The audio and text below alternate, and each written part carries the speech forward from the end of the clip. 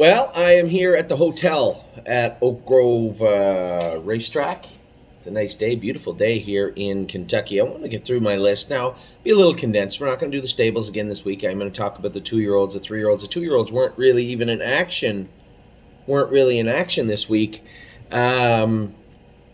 A lot of sickness was floating around. You saw that a couple of horses looked a little bit off this week also, race horses. We're now trying to get all our horses moved around. Some horses to, we have Patrick de Piranha in Plain Ridge. We might have a couple of horses going that direction also this week. Some horses in Ohio. We have horses in Kentucky. We're going to continue to maybe send 1 or 2 more down here, but then we do plan on sending some 2-year-olds down in another 5 weeks when they're ready to go. So I suspect you're going to see the first week of June, you're going to see the filly. Pickpocket is going to come here, I believe. And then you're also going to see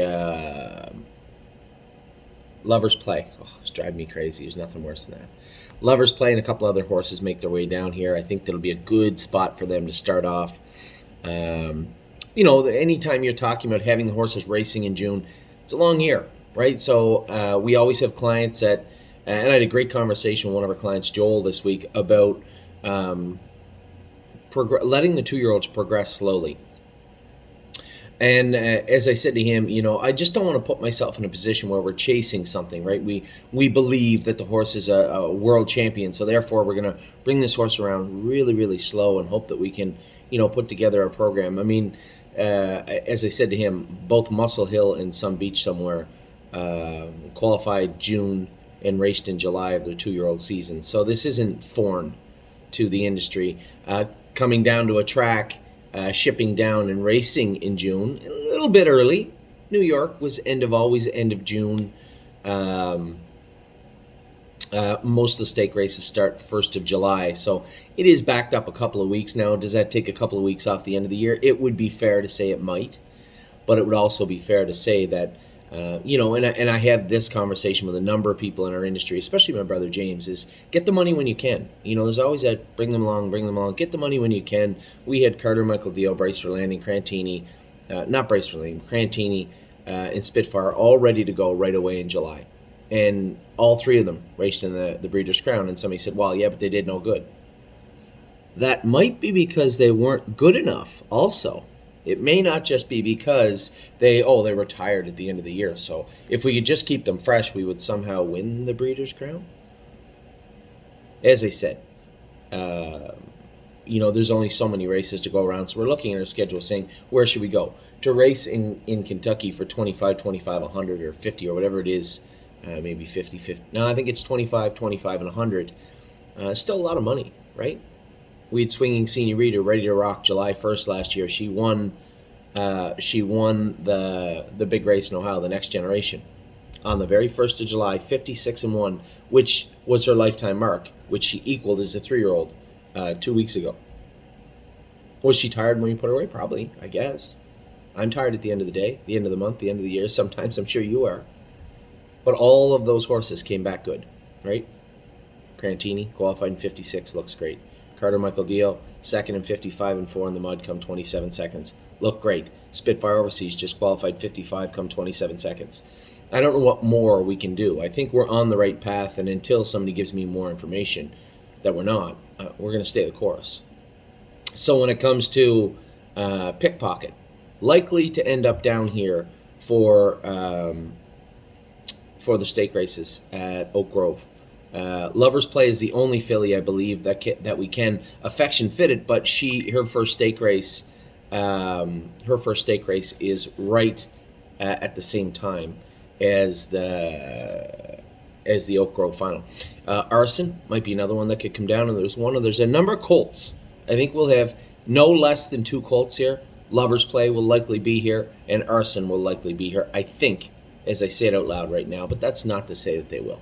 So I wanted to, I guess now that I've started this in this manner, I should try and pull up my email for my opening, because this is not the 4-year-old.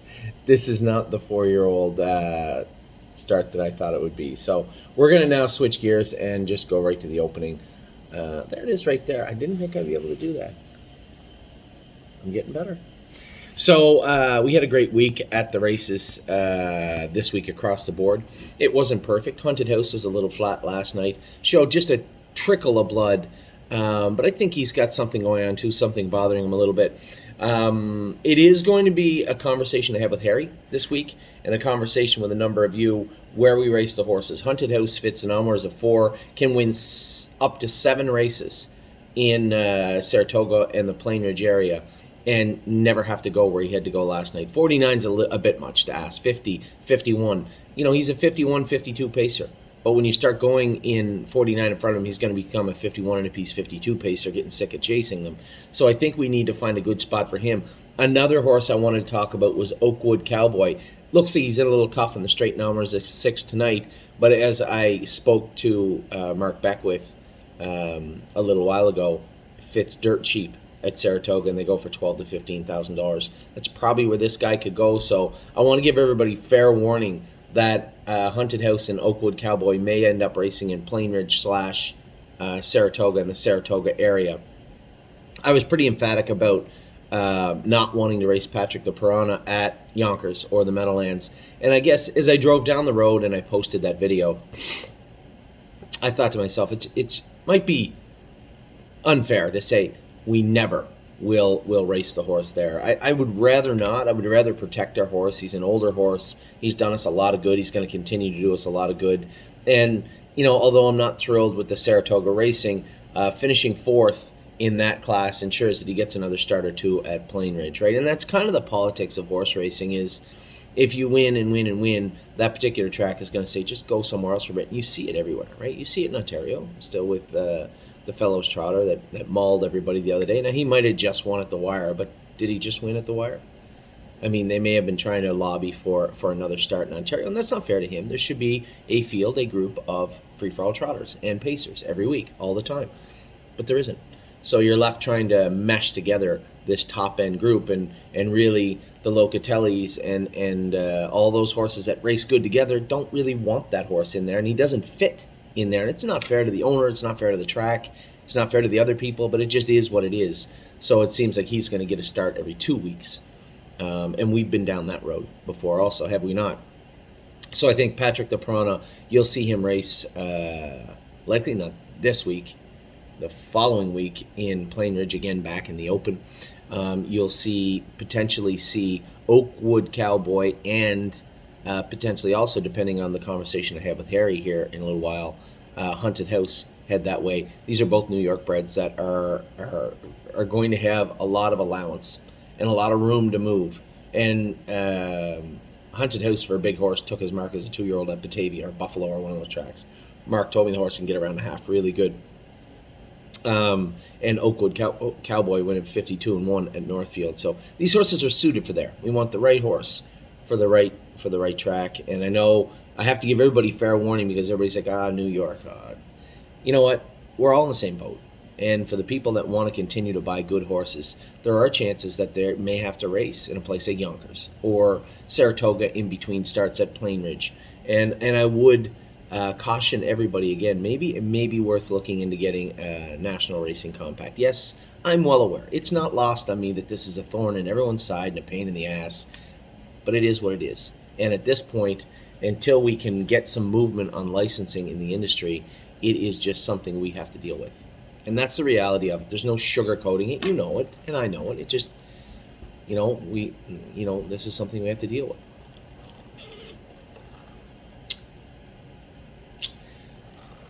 The coffee house at Oak Grove. It's not Starbucks. I know where there's a Starbucks, just down the street. Right across the street is the start of that Fort Campbell. My God, it's so big. Playgrounds and houses everywhere, and it just stretches forever. I won't be able to get Starbucks in there, but there is one about 5 miles away. I don't really need one right now. Maybe after the races. So I am getting ready. What time do we have? 12:45. I have to warm up Horn Player in an hour, which will be fine. I'm excited to go race there today. I want to get a look at the new filly. I know Eric had said she had a little mucus in her nose, but I told him, I said there wasn't really that many signs of of sickness in Ohio. There were a couple that were sick. So maybe he said she ate her breakfast. She has no temperature, nothing like that. I just noticed a little mucus in her. I said, that's fine. We'll deal with that. But what a week we did have. Locatelli finishing second in the Open. He looked good. More than you know, I guess has to top our conversations this week. Here's a horse that came from, he looked okay. I know that Louis had said he'd raced him easy, and he just thought from the outside he did the right thing by the horse. I was joking with him yesterday about the horse, but he did the right thing, and to see him go over and race in the Meadows, 50-4, 27 wrapped up going under the wire, he looked good, and we always knew he had speed, but just one of those times where you just don't know, and you go back and look at the staking, and more than you know, it's meager, and it's tough to stake a 3-year-old. We did stake a number of our 3-year-olds aggressively, and eager to see them come up. We'll talk about them in a second.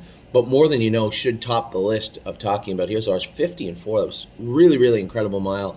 And happy for Tim, too. I could tell Tim on the phone, he's got a lot going on and probably a little bit down in the dumps, trying to get his 2-year-olds ready to the race, same as we had. Tim went really heavy on yearlings last year, which I was happy to see. I always want to see him do good, and it's a tough spot to race overnight horses, the Meadows, right? It's a bit of a shark tank. You always have Burke lurking around, and always his horses ready to, eviscerate classes there. So it's tough to maneuver the classes. And I like that Tim got some yearlings this year, and I hope they all do really, really well for him. And I was so happy to see him do well with Austral. He looks so good this week, too. I was a little torn, same as you. And my partners maybe in watching him racing. I thought he should have won. He should have. But those are aged horses, and he's learning to go quicker. His third start of the year, he is incrementally getting better every start. 55-1, I think, 28-2 on the end of it. That's probably the best mile of his life, and he looked very good doing it. And then to see more than come out when I was just happy for Tim. Tailgate Buzz will be headed his way probably after a start, maybe 2 here. We'll see how happens today. If he wins today and he has to go racing the numbers of 7, it might just send him back to the Meadows. But I like what I see from Tailgate Buzz. We'll see how he plays out today, but he'll be going to Tim also. And then Swinging Senorita again. She fits, as I was talking about her at the start of this video, how we had her ready really early and how she's ready to go now. Fastest mile of her life, fastest last quarter of her life the other day. It was a bit of a walk around. I wasn't going to beat the rail horse. I had a very, very tiny window of where I might be able to defeat the Burke filly on the rail, but just Chris Page was just too smart. I thought if I pushed him going into the first turn, maybe there's a shot I'd put him on the run. If I could get in front of him and get, Donnie first over Irvine into me and then lock him in, maybe I could beat him. But the guy's no dummy. He knew what was going on immediately. He just took his time, made sure I didn't get around him, forced me into the 2-hole, and that was that. That was likely how it was going to finish anyway. With him drawing the rail and me drawing the 2-hole, that's likely how the race was going to play out. If there was 1, 2, 4, or 40 horses in the race, that's how it was going to play out. So very happy with her, very proud of the trip she went. Here's a filly that never once in her entire life has missed the board. Not once. She got 3 this year, 3 for 3, a first, second, and a third, and every start last year in the top 3. Just a really, really nice filly that I guess we don't really talk about enough. She come back great, looks great, and clearly is getting better, that being the best mile of her life last week, and I think she will improve as the year goes on. White Tiger, a winner again. I was happy for Amy. I know Amy, he raced 2 or 3 starts. He was a little flat. And Amy was, what's wrong with Tiger? Is he going to bounce back? Tiger's a good horse. There's lots of racing left in Tiger. And if he comes out and races flat a little bit, he is going through something. Whether it was a little bit of sickness, you saw it with Spitfire. He schooled in 2 minutes and looked terrible, as opposed to 55 the other day. Kemp looked really flat. Horn Player looked really flat. I just think they were going through something. And although it doesn't just explode off the page in their blood work, it's there. Blood work is great. It's a great indicator of what is or could be happening. You still have to deal with the horse itself, the animal standing in front of you. And I can assure you, after sitting behind Horn Player, after sitting behind Spitfire, after watching Kemp and Tiger race, there definitely was a bug going through the barn at that point. It seems to be gone. Tiger was good again the other day with a win and looked very, very professional doing it. It's nice to see them drop down, get their work done, and start to ascend again and take another run at the title, so to speak.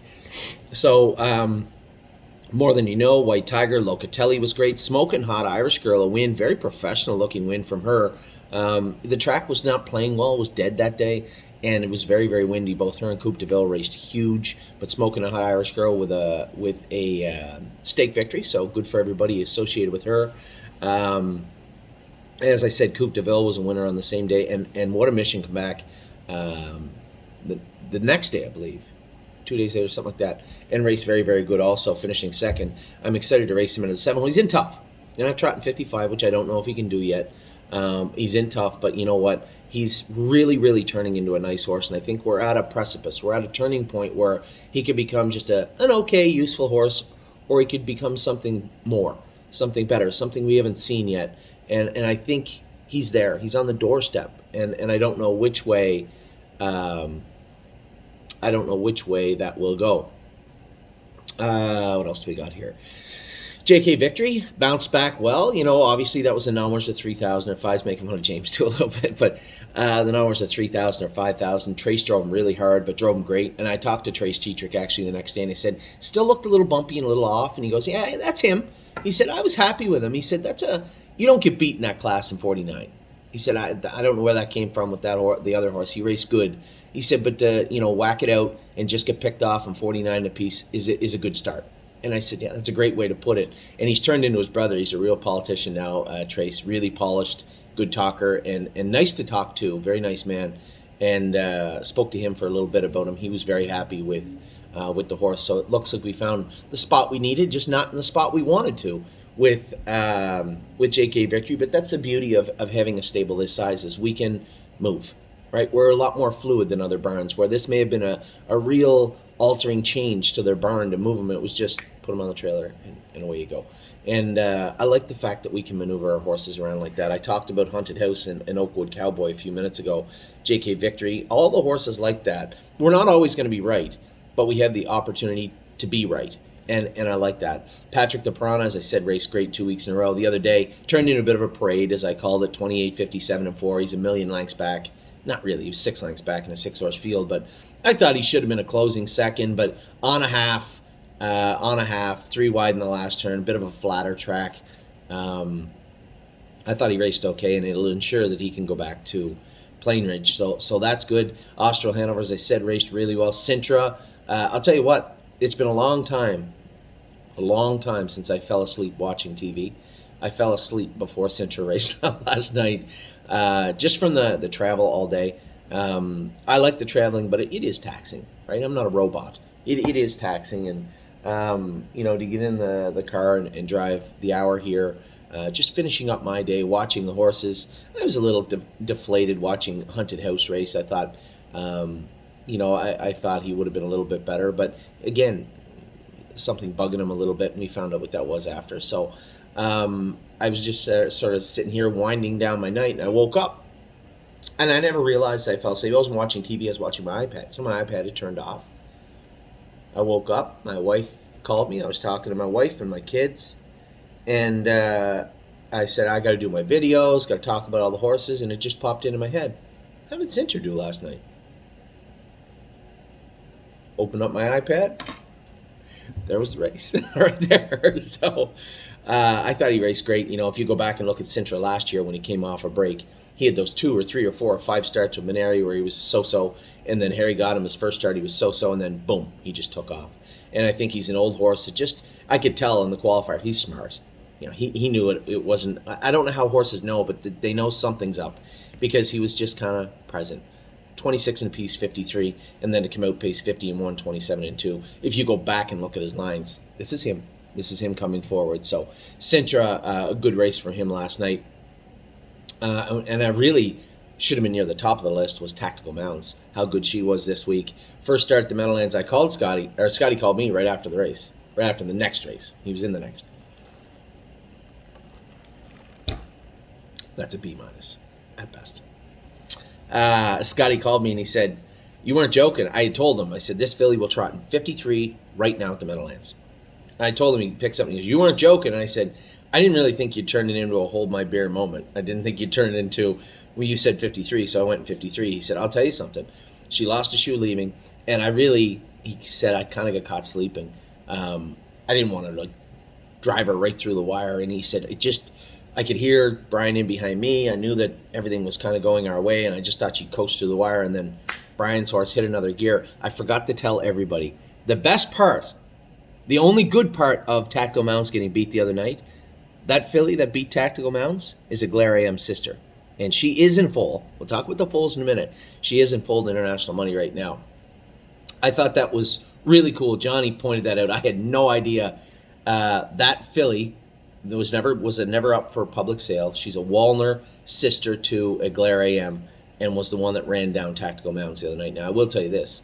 Scotty said, if I had it all over to do again, she doesn't beat me. So he was very, very high on Tactical Mounts. He thought that she has got a very bright future. The fact that he called me, not only is she a nice filly, but I think he thinks quite a bit of Tactical Mounts. So should be a good year for the Tactical Mounts group in New Jersey. I know Scotty was very, very pumped with her. Brace for Landing, I wasn't as pumped with him. Showed a tiny bit of blood, so we are going to put him on Lasix. It's not shocking. Last year, the last race of the year, Megan had him scoped. He had a tiny bit of blood. I thought, he was away from that. That's fine. That's not the end of the world. Just a little bit of blood, but this time of year, it's not even June. A little bit of blood may turn into a little bit of more blood in the summer, and then you're left trying to fix that up and manage and just put him on Lasix. So, and that's good because we'll be able to get him shod fresh on Monday or Tuesday. Preston's going to come do him. We're going to get some vet work done on him, get his knees and hocks done, just maintenance stuff, and get him on Lasix. I will tell you this.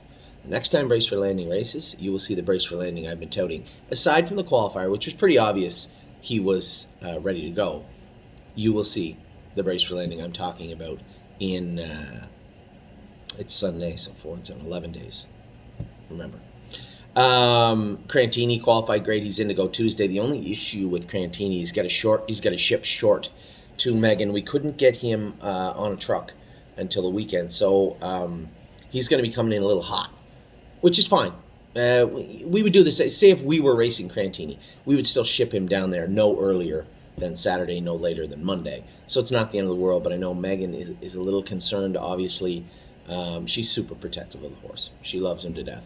And I talked to Scotty about it. I said, listen, the way he trained, we have everything perfect on this horse. Perfect, I believe. And he was where he said, the 2 holes kind of tough at Poconos. I said, I felt he was great. I think if you just bring him into half a length off the gate last, bring him the last horse in and let him come up to the gate. As he comes up into position, he'll drop the bit a bit, which is good. And just after he drops a bit, what he'll do, you can see him do it, you can feel him do it. He gives you lots of warning. He's not doing it to be rude. I think it's just a neurotic twitch that he has. He'll throw his head, but you can feel him about to do it. When he does it, just give him his head, and then just settle him. He'll do it once more before the gate goes away. Let him go, settle him again, and then away you go. And he will do this. But Scotty knows the horse really, really well too. And the way we have him hung up, he was comfortable the other day qualifying. He was good training. I think Crantini is ready to go. And as good as he qualified, as good as Carter Michael Dio looked last week, finishing second. We didn't talk about him. He should be near the top of the list. 55 and 4, so he must have been, 56-27 on the end in the mud. And James, James is a professional now enough to at least call it as it is. I said, what happened with Carter? Usually, he gets a little warm at the gate, and he goes, I was just going to go up in a position with him. And he's the last one coming in the gate, and he kind of looked to the 1, and looked at the 3, and just kind of backed up a little bit. I've never seen him do it before. He said, and granted, we haven't been behind the gate a lot together, but I was surprised. And rather than just tap him on the tail and spook him and have him make a break or something, he said, I just left him alone and got away poorly. He says, it's my fault. Which, not the end of the world, but the horse looked impressive. Flying on the end of the mile looked very, very good. So Carter Michael Dio, and then Spitfire, the qualifier he had the other day, was unbelievable. Just lunging at the wire, 27 and 1 on the end of it, a mile and 55. Those 3-year-olds all came back as good as we could hoped. If we'd have planned it out and said, okay, be fair, how would you like to see Crantini, Carter Michael Dio, Brace for Landing, Spitfire Overseas come back? Just like that. That's how I would have hoped, to be fair. And Tactical Mounts, Swinging Senorita, man, our horses came back as good as we could hope they could, and you can't ask for much more than that. So now we just have to figure out where we're racing them. I know that Spitfire and Carter Michael Dio are heading to the Battle of Bunker Hill. Mark and Melissa Beckwith will train them there. Now afterwards, I think they go Poconos and then like Meadows, or Meadows, Philadelphia. So those 2 horses will go back to Tim, I believe, Spitfire and Carter Michael Dio. Who trains them in the Poconos? Does Megan have room for them? Great, if she does. If she doesn't, I suppose we could leave them with Mark and Melissa But I know Mark was telling me we were talking about Haunted House, we were talking about Oakwood Cowboy. He said, I'm kind of full. He said, I can move them around. He said, well, those two are only coming for a week. So we'll see. We'll see. And this is going through my head now. 2 years ago when we raced Bomb Hugger, I didn't think that was ideal. But now looking at how she raced, how everything turned out for her, the stretched schedule she had, and when you're all over this massive state of New York, I'm almost tempted to do the same thing this year with Really Don't Care and Blanton's Blue. So we'll see. And when it comes to Carter and Spitfire, what's best for them, just for that week at least, from the Battle of Bunker Hill, where they'll be stationed in Saratoga and heading to Plain Ridge. Now the next start in the Poconos, he's 4 hours from the Poconos. Megan's probably, I don't know, I'm guessing two and a half, but I could be wrong. I just don't know the best, so I'm going to talk to Megan, have a very frank conversation with Megan and Mark and Melissa Beckwith this week, just to see what their thoughts are on those two particular colts. Crantini is at Megan's. He is paid into the Battle of Bunker Hill, but I don't think he needs to go there. Let's not agitate the horse right away. Just aim for the PA All-Stars on May the 22nd, and that is why he's in to go Tuesday at the Poconos. Nothing But a Dreamer, another horse that came back fantastic this year. I couldn't be any more proud of the way Harry brought those horses back, how everybody brought their horses back. They just look great. Whether it was Dominic, even Mario, Five Fish Species looked great. More Than You Know, how did he come back? Unbelievable. So Mario, Jason with Swinging Senorita, Harry, everybody did their job very, very well this year. The horses just looked tremendous, and Nothing But a Dreamer. I had a message the other day. Somebody said, wow, it's only 58. I wish we could have one race into them before the SBOA. Nothing But a Dreamer tried 54 right now. I'm certain of that. 54, 55 right now. I just hope that there's two divisions and James's horse is in the other one. Hasty Bit is very, very good right now, but I want James to drive Nothing But a Dreamer also. There was talk and conversation, are we going to race him with hobbles or not? Harry and James both said not, so I would like Harry and James to race the horse in the SBOA. So that's coming up this week. And we had other horses qualify that are worth talking about. Absolute Euphoria was a little sick this week, so we couldn't school her. I watched her jogging on the track. She seemed pretty comfortable to me. Dominic made one little shoeing change with her, put side weights on her behind, which is exactly what he did with Gandalf the Black. It worked well. And as I said, somebody said to me, side weights, it's so like 1985. I've got mushroom bars on about 10 horses now, and I'll do that, right? Maybe it's an OCD, I don't know. But James always jokes, and Jason and Amy, it's the shoe of the month. Just because we mushroom bars on Swinging Senorita or Brace for Landing and Crantini doesn't mean that that's the only shoe they can wear, right?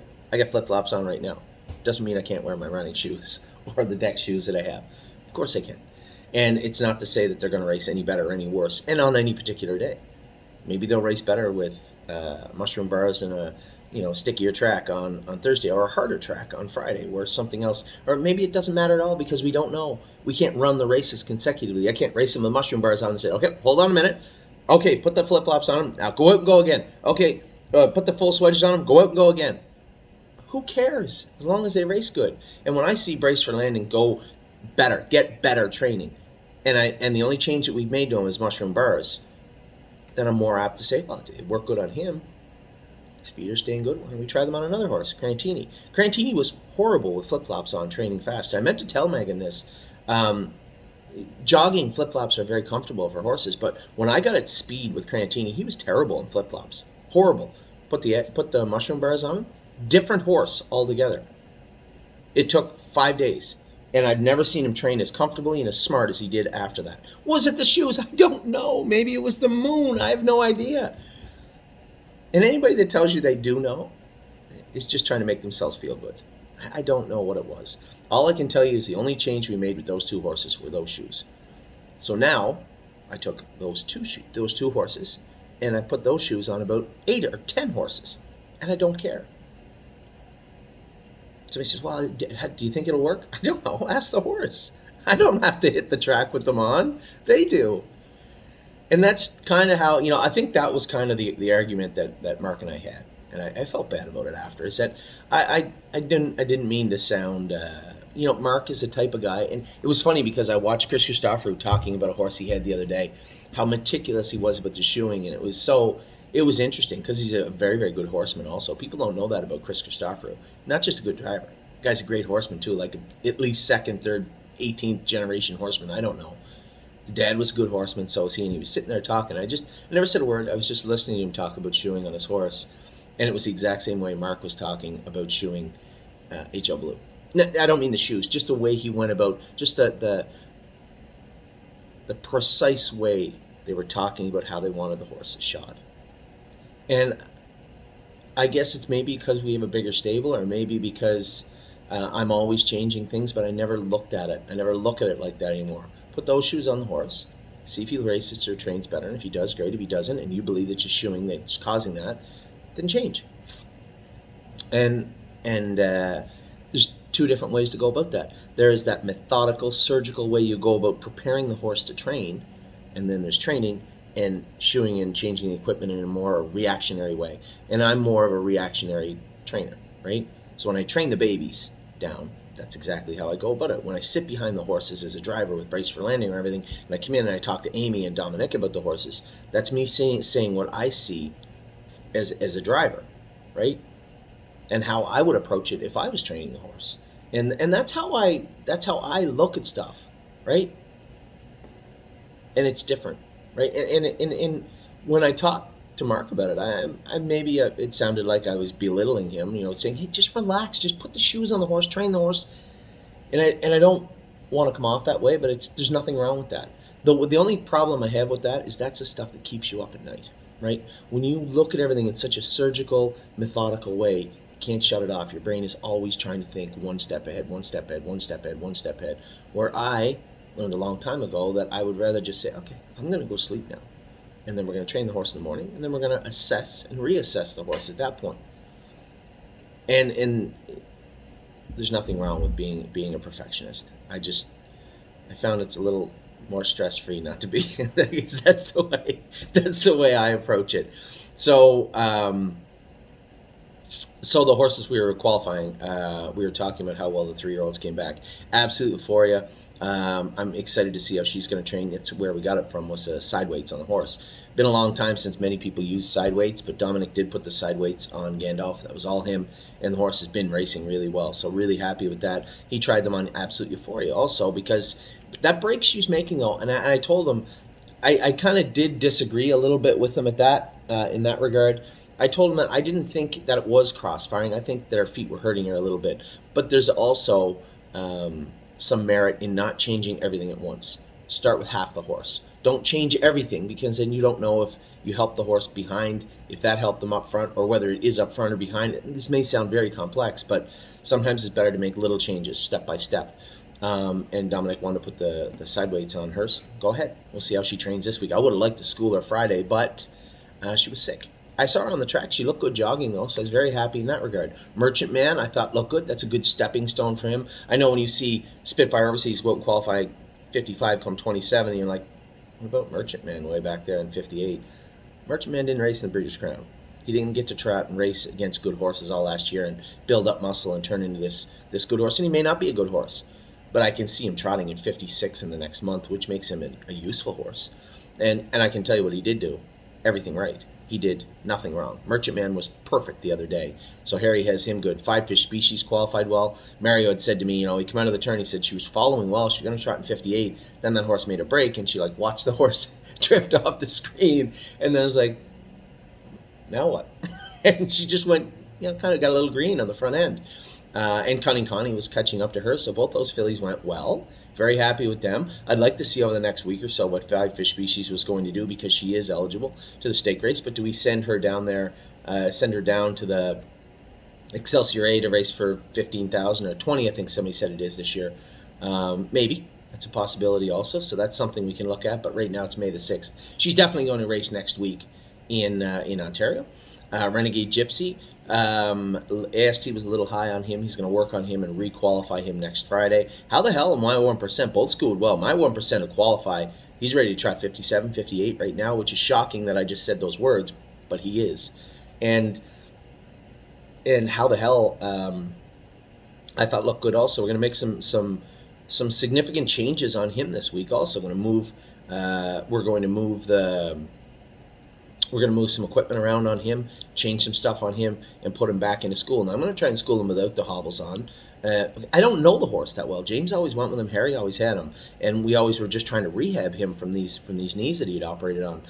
Mile and 2 minutes the other day, last half 59 was good, but I felt steering wise he could be better, and I felt that the hobbles actually did. I think James is right. They annoyed him, so we're just going to take everything off him next week. He didn't even wear any boots behind the other day. The horse looks great and sound. So we're going to tinker with some of his gear, strip him right down to nothing, and see how he schools next week. I will try and get him in the first schooler and the third schooler in case we decide that maybe we're going to call an audible and no hobbles maybe isn't. He's not ready for that just yet. If he makes a break in the first schooler, we'll just put the hobbles on him and go in the third one. But I think he's going to school really well this week. And then I did want to talk about two other things. The brood mares that are in foal and are going to be bred. My Jazz is in foal right now anyway to Kings County. Fingers crossed because she absorbed last year, right? I don't know the process to which they absorb, but it was there, and then it's not. So she's still in foal right now. Compass Rose DC did not get in foal. We're going to rebreed her this week. Now, the follicles were a little small. Forgive me if you're a breeder saying you don't know what you're talking about. You're right, I don't know what I'm talking about, but I'm trying to paraphrase. Compass Rose DC, the follicles weren't the way they wanted them, but this week it looks like by the middle of the week she should have a really nice follicle on there. So trying to figure out who we're going to breed her to. Twice with Kings County, didn't catch. Okay, now what? I put some feelers out to some breeders. What do you got? What can we use? Globetrotting is a pregnancy check on Tuesday. Path of Totality did not get in full, but they weren't surprised with that. She's going to be rebred this week to Tactical Landing. I was so mad. We paid $8,500 each for 2 breedings. I thought we had the world by the ass. And then I look after we found this out, and I said, I think there's a Kings County breeding for sale on Ungate. I went and looked.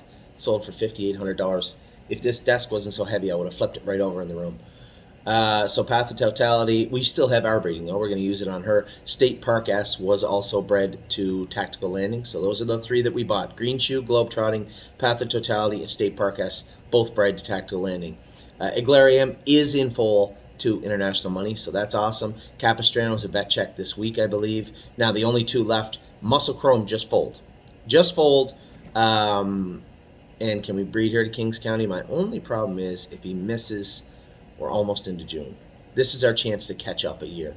So I'm going to think about that over the night, tonight. This week she's likely ready to breed on her full heat. So I don't know who we're going to breed her to yet. That's a question mark. And Isa 10 have no idea what we're doing there. We don't have an International Money for her to rebreed to. So where do we go with Isa 10? I don't know. But we're going to find out very soon. So those are the brood mares. And a couple little notes. Stakes coming up. SBOA May 12th for Nothing But a Dreamer. Buzz, Tailgate Buzz, and Austral Hanover June 3rd at the Meadows for the Stallion Series. That would mean the Sire Stakes, same type of time frame for... now, how can that be? No, Austral and Buzz must be at the Poconos on the 3rd. Has to be, because that's when... Oh, no, it's not. It's a PA All-Stars. That's right. It might be at the Meadows. Oh, that's cool. So Tailgate Buzz and Austral, and then obviously, as I say that, the same day, I believe, would be Spitfire, Carter, and Crantini. Cutie Cumber will race on the 29th. Now, in the undercard, will we race Five Fish Species? I don't know that yet. I want to talk to Steve and Jeff especially because they own big chunks of this filly. But what's best for her, what's best for everybody, we'll see. We'll see over the next week, maybe 2 for sure, with Five Fish Species, how she races at Mohawk, and then we'll go from there. But Cutie Cumber entered on Lasix, also eligible this week at the Meadows. She'll likely have 1 prep, which is probably a really good idea. 1 prep before Vernon. I believe it's in Vernon. Horn Player, obviously that's way down the road. We're going to race her in a little bit. I have to go warm her up. 30 minutes. And Looks Like Money, June 3rd, I believe, at Mohawk will be Looks Like Money. He's ready to go. James trained him in the race bike the other day. I suspect he's schooling this Friday. So with that, oh no, one more thing. I did, after we had some scares with at Christmas time with Punch the Clock and stuff like that, I said, I'm not a big guy to insure horses, especially just for mortality, but it got me to thinking, we're not those guys anymore. We have some really expensive horses, and I thought it might be worth insuring some of our more expensive ones, and then I looked and I said, well, the ones that cost a lot of money, great, but what about horses like Crantini and Spitfire Overseas?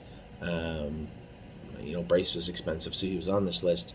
Crantini, Brace, Spitfire. Who am I missing? Grandini, Brace, Spitfire. Oh, Carter Michael Deal. So insuring the horses, I think we are going to insure them for mortality. I think I'm torn on this. I'm really torn on this, but I think we do owe it to ourselves to maybe do this. Punch the clock. Time is on my side. Cowboy by the Sea, Brace for Landing, Kings County, and Patrick the Piranha. These are horses that are high value animals. And although we've always had the ability to insure our pieces, we've always worked with insurance companies that will insure your 1% or your 2%. I personally didn't really want to, but what happens if something happens to these horses? So I guess the dialogue should be open, but I have talked to Jeff. Jeff Rock is a small client of ours, but has horses with everybody and is an insurance guy, does our insurance out of the sales. So I did speak to him and asked him what that would take, what it would look like, how much it would cost. It's not cheap. It's like 1% of what the horse is valued at, or 2%, maybe, something like that. I'm not sure. But I'll have all that out to you this week. It is worth having the discussion. We should have the discussion. So the horses I put forth right away were Punch the Clock, Time is on my side, Cowboy by the Sea, Brace for Landing, Kings County, and Patrick the Piranha, horses that were and are expensive horses. But I guess if we're gonna be fair, there are some horses that could and should be added to that list. Most notably, even Tactical Mounds, Crantini, Carter Michael Dio, Spitfire Overseas. So I don't know. It's worth talking about for sure. So just a tremendous week, and hopefully we have a great week ahead again. I'm really excited to race here this afternoon at Oak Grove, get some work in, and see how Stay Special looks, see how Horn Player races, and then race Tailgate Buzz. But it should be a lot of fun moving forward. So, big summer ahead. We didn't do a whole lot of talking about the 2-year-olds because there wasn't a ton to talk about today. The 2-year-olds were a little bit sick for the most part all week. We went easy with them. We do have the open house coming up next Saturday. Cowboy by the Sea had cut his leg up a little bit. He got cast last week, and he'll miss the open house. We just want to make sure we do this right with him because he was pretty well ready to rock anyway. So it happens. I had a couple of clients message me and say, we could put up cameras and have guards stationed outside their doors, and bubble wrap them. But at the end of the day, they're much like our kids, and unfortunately, sometimes they get a little hurt. So we don't think there's anything serious there anyway. But I did make sure he went to the clinic to make sure they clean up the cuts on his ankle and make sure that he's all right. It appears that he is, but we'll see. And hopefully that's worse news we get all summer long, because we're really, really close to a lot of horses starting to race, and it is a super exciting time of the year. More exciting than it's ever been, just because of what we have and what they're doing right now. So can't wait for it to happen. But as I said, this week's all about the sophomores. Just very, very happy and excited for the people that have Swinging Senorita and even Austral and Tailgate Buzz. But then looking more closely, More Than You Know, big mile this week from him.